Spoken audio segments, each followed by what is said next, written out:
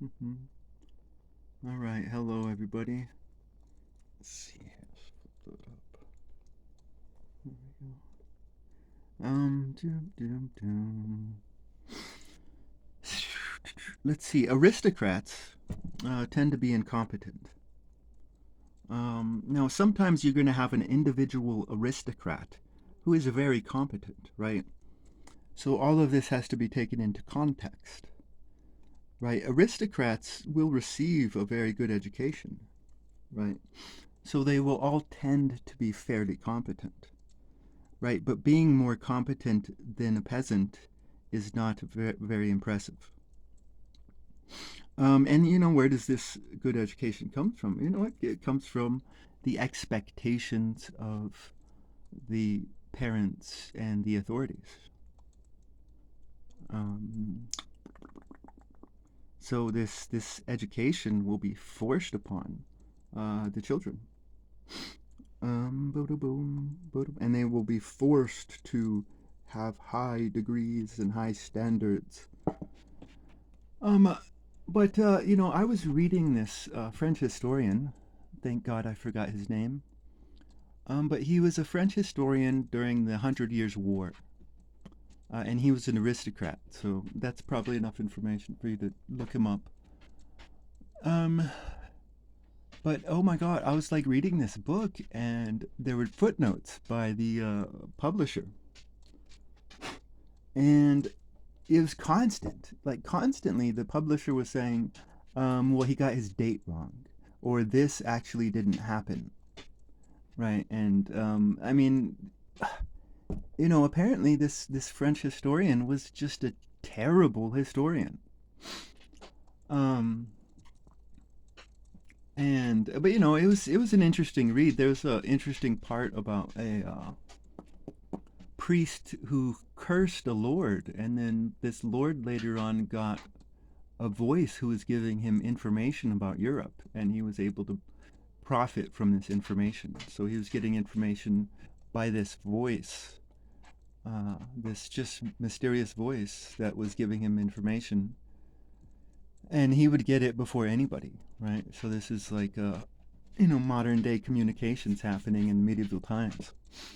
But I mean, besides that, it was just like, oh my God, this guy was terrible. But it was funny because he was like so confident in himself. I mean, you had this just smug aristocratic arrogance, like he is the as above.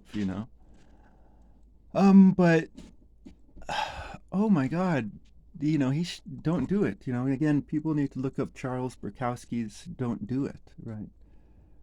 Tears were streaming down my eyes when I first heard that. This. Oh my goodness. So, I mean, this guy was, very incompetent as a historian. What would he do? He would, like guys like him would just like lay around uh, the castles of lords, um, and just like do whatever.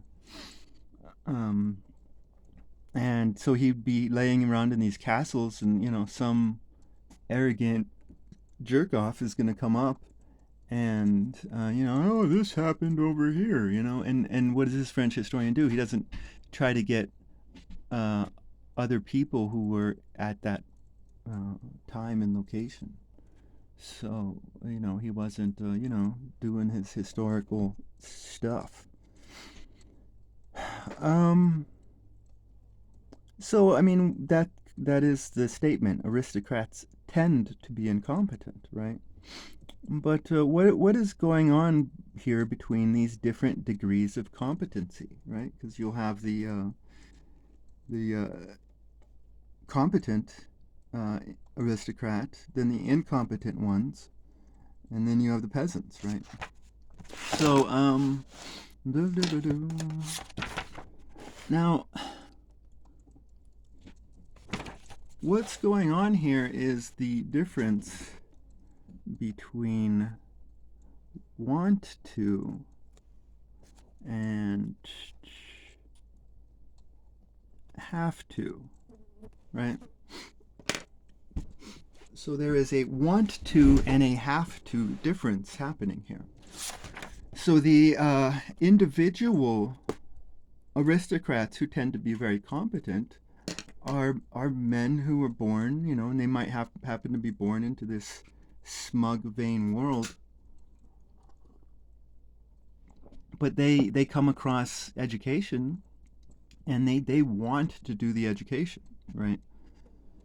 Um, do do do do. And this is as opposed to everyone else who has to do the education, right? Because their parents expect it of them, right? Do, do, do. Now let's look at someone. Let's give an example. So someone who wants to do music, right? Someone who wants to do music for its own sake, as opposed to someone who has to do music. And what are the different has to, that we can think of here, right? We can think of like tyrannical parental expectations, right? Someone who does it because they have to doesn't necessarily mean the have to is coming from without. The have to could come from within.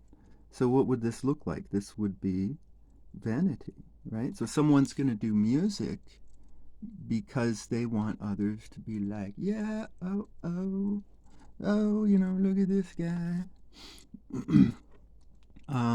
Someone who might do music because they want sex. And why would they have to, right? This would be a person who is possessed by his flesh, right? Instead of him having power over his own flesh, right? So sex isn't a bad thing. It's whether or not you have power over it or it has power over you, right? And so someone who is driven to music for sex isn't really driven to that music. They just want the vajayjay. And money. Oh my goodness, money, money, money, money, money, money. Just forced educational laws. Like someone has to study music because it's music period, so they have to go to music. So forced education laws. Boom. Now, if you want to do music, right? If you want to do music for its own sake, then doing music is a value into itself, right? So that music that you do is its own value, right? And so praise comes from within, right? So you have internal praise, and this would be a healthy praise because you were working to be a musician. If you have to, then value comes from another, right? Value comes from another. So we're talking about value here, right? Now, if we're talking about have to men, let's look a bit deeper into this, because we could talk about some have to men tend to be competent, and some have to men tend to be incompetent, right? So what would the difference be? If a man is doing, let's go back to the sex music guy, right? A man possessed by his flesh does not love you. He says, I love you, but he doesn't love you. He loves the vajayjay. But if a man who is driven by sex can make very beautiful music.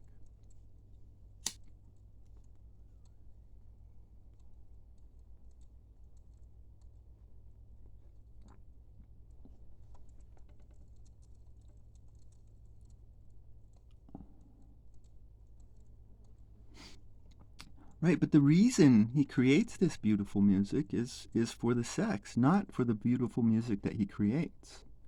Right? Thus his heart betrays the music. Right? A have-to man is an artificial man, a fake man.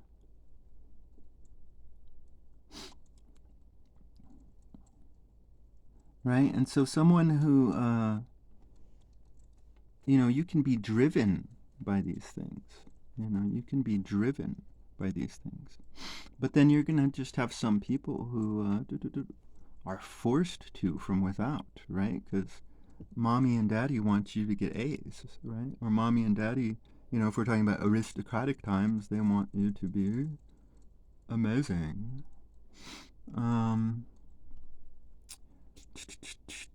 So that's a distinction between different have-to men, I guess. Now, all of this is really a theoretical discussion so far, right? Because reality is about the individual, right? Now, what do I mean that reality is about the individual? You can have certain individuals who lean towards want to, right? And you can have certain individuals who lean towards have to, right? But for all individuals, the battle between want to and have to happens within. Right? This is not an egotistical discussion about good guys versus bad guys.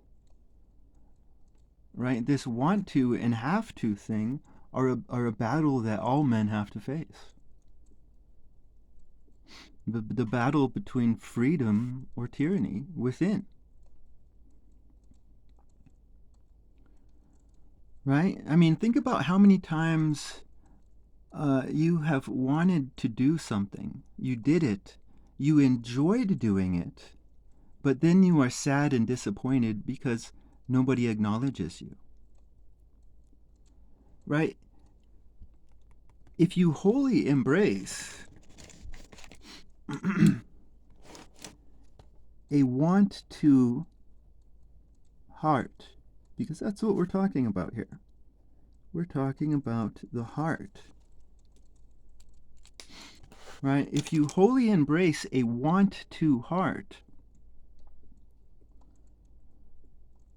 then true value comes from the work you do, and confidence is generated from within. Right? Confidence is generated from within. Confidence. Right? A have-to heart will create an abyss of insecurity. Right? Because confidence will be given or taken away by another.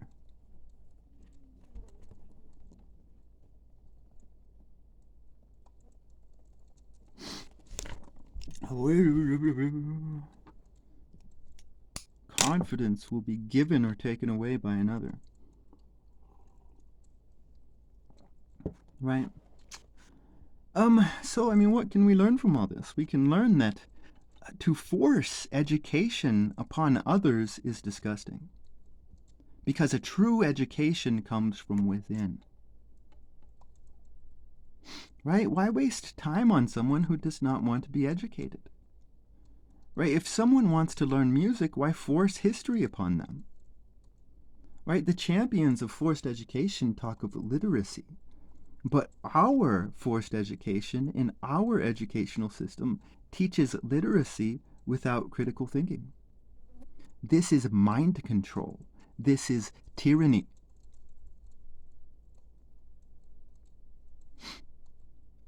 Right? I mean, it's just that simple. This is mind control. Like, if we're going to force an education upon people, then, oh my God, we should teach critical thinking.